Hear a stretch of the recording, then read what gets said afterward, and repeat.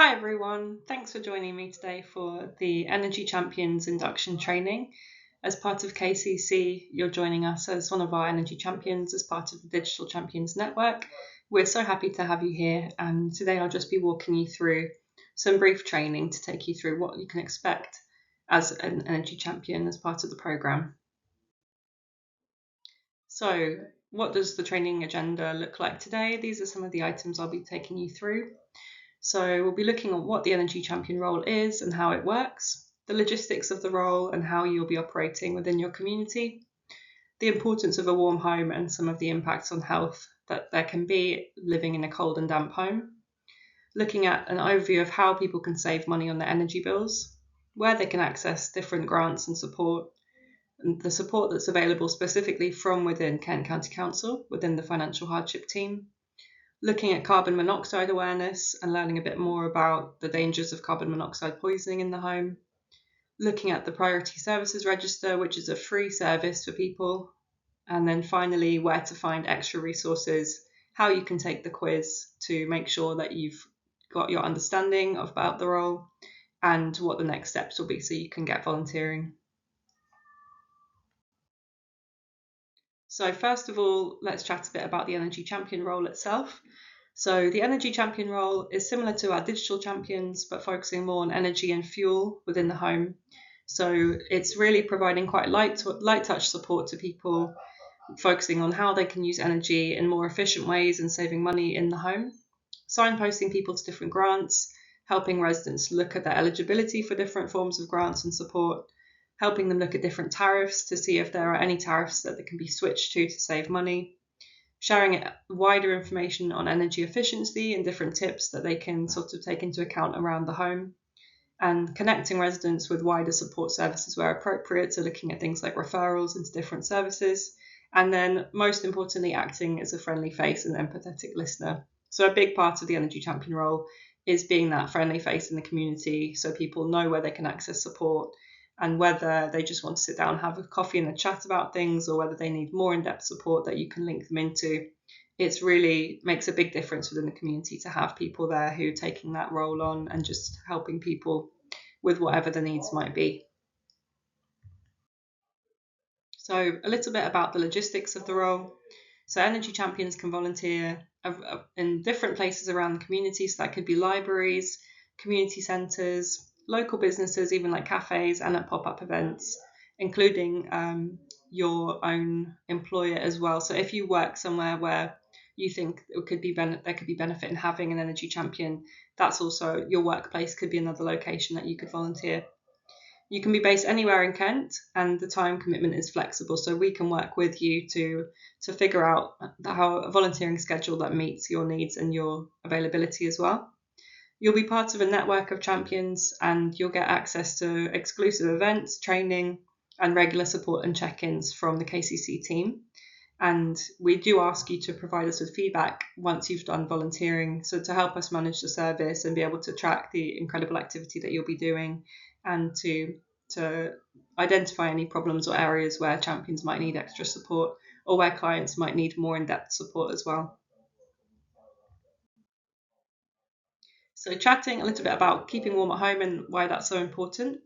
So the minimum healthy temperature for a home to be at is 18 degrees, and a home dropping below that minimum temperature can create risk of different health conditions, which can be caused or worsened by living in cold and damp environments, so things like asthma, stroke, autoimmune conditions, heart issues, and more as well. So there are people who are most at risk. So thinking about young people, babies and children, elderly people, and people with pre-existing disabilities or health conditions. But no matter the person, living in a cold and damp home can be dangerous for anybody. So it's really important people are aware that if they cannot afford to put the heating on, they need to address that, and to be looking at what support is out there, what advice is out there, because living for extended periods in cold and damp homes below 18 degrees is a real health risk for people. So a quick look here at different energy saving tips. So we've got some links to follow in your own time to have a read. One thing to think about is whether the person that you're supporting is a homeowner or a tenant, because that will affect the different ways that they can reduce their energy use. And a key thing to remember is that something that can cause confusion is that sometimes people think that if there's a price cap in place for energy, that means they can use as much energy as they want and still pay the same. But that's not the case. So the best way to reduce bills is to reduce energy use. And the best way to do that could be a lot of different ways, which we're going to have a look at in the next slide. So there's a few things that you could look at with people if they are a homeowner. Then they could look at things like boiler upgrades and home insulation, which will be quite big and effective ways to improve the energy efficiency. But obviously, if somebody is a tenant and they're not a homeowner, then things like insulation and boiler upgrades are likely to be outside of what they can manage. But all residents, including tenants, can benefit from looking at energy efficient appliances. So looking at light bulbs, air fryers, and faster boiling kettles, for example. Also making sure that appliances are switched off when they're not being used, rather than being left on to continue to use energy. And then when it comes to heating, obviously bearing in mind that minimum healthy temperature, but it's possible to only heat rooms that are being used by switching down the radiators in the other rooms which aren't being used, or looking at things like an electric blanket heating the person rather than the space to enable tenants to keep the heating lower and still stay warm. And other things, obviously weather dependent, but drying clothes outside wherever possible is also really helpful. And trying to use things like draft excluders to minimize any loss of heat, and things like closing the windows when the heating is on. So thinking a bit about grants and support, which can make a real difference to people. Firstly, the first port of call is to check the resident's energy supplier, because they will usually have their own schemes in place. So most energy providers do have schemes for people who are in financial hardship. So that's a really good place to start. There's also the Turn to Us grant search portal, which will let people input their personal details and will connect them to a wide range of grants, including for energy.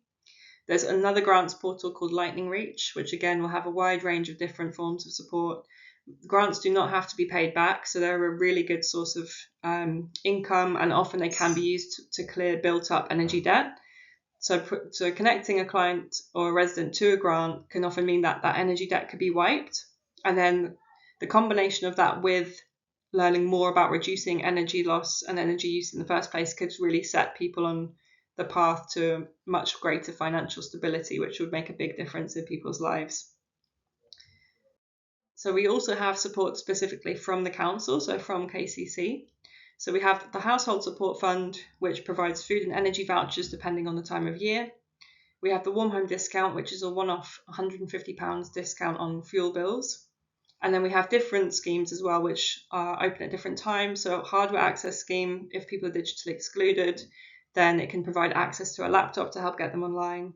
Similarly, with the connectivity access scheme, can provide people to help get people online with SIM cards, Wi-Fi vouchers, and we also have Refer Kent, which can enable people to be referred for a really wide range of advice and support. So if you do speak to someone who you think needs wider support than you're able to offer, just get in touch with us and we can look at getting them referred into another service. So just chatting a bit about carbon monoxide awareness is part of what we want to talk about with people as part of the Energy Champions project. So anybody that burns fuel at home, such as in a wood burner, gas fire or cooker, can be at risk of high levels of carbon monoxide. So this is a really serious issue if it is happening, because it can make people quite unwell. Symptoms can include nausea, exhaustion, headaches and dizziness.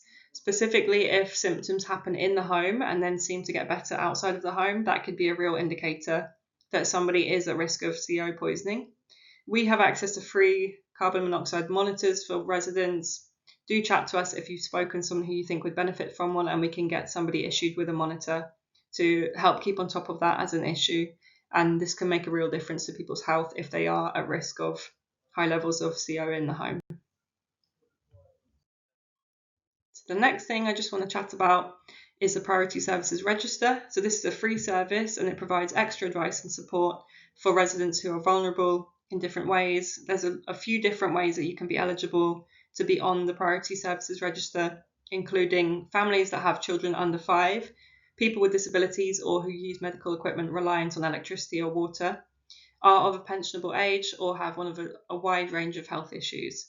And the benefits of being on the register mean that these residents will be prioritised in the event of a power cut. They'll get extra information. If they have medical equipment that relies on power, then they'll be prioritised to receive emergency support, and they'll get peace of mind that if they do need to contact their energy provider, they will be aware that they're on the register and they will get the additional information and be prioritised. So supporting residents to sign up to the register is really quick and easy, and it can be done online using a quick form, which we can show you. So again, if you're chatting to people that you think would benefit, then we would love to make sure that you feel confident in showing people and telling them about the Priority Services Register and helping them to get signed up. So the resources, there's a wide range of resources that we've provided for our energy champions, and these can be accessed via the Knowledge Hub. So we've linked out to that there. We've also got a quiz for you to take to get your certificate to show that you've officially completed your training and to test your understanding of all of the things that we've shared today and everything that you'll be reading through. You can also find out more about the wider Digital Champions Network at the link below. And you can sign up to our regular digital energy workshops too that we're running for people. So we've got quite a wide range of resources to work your way through. I've also linked out here to some more information about the different schemes which are running, both within KCC and the ones which are national as well. So I'd really recommend you working your way through them, building up your understanding so that when you're out in your community, you feel confident about sharing this information with people. So what happens next? So check out the Knowledge Hub, make sure you complete your quiz to make sure that you've understood everything about how to support people with energy in the home. And then you'll be linked with our networking events for champions. You'll regularly receive communications inviting you to different events and sharing different workshops or training with you. And then you should be ready to go to start volunteering and supporting people in the community. So if you have any questions, please don't be afraid to reach out. So my email is just there. I'll be happy to chat to you about the project. And if you do have any questions about being an energy champion, then that's your first port of call. So thank you so much for attending the training today. I look forward to receiving your quiz responses, and I'm looking forward to supporting you with joining us as an energy champion.